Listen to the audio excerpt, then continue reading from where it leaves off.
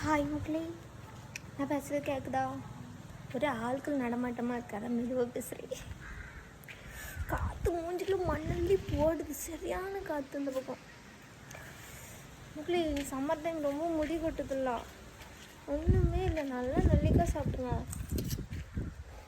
நெல்லிக்காயில் எவ்வளோ சத்து இருக்குது தெரியுமா?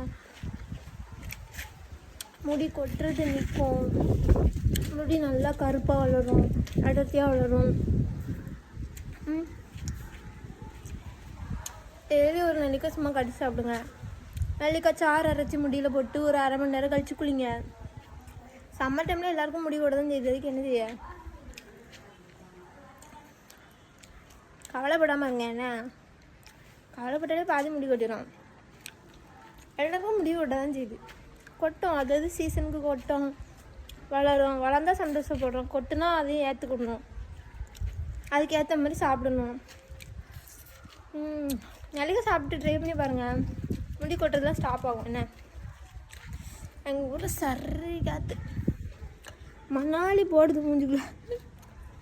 சரி, டாட்டா, வீட்டுக்குள்ளே போகிறேன்.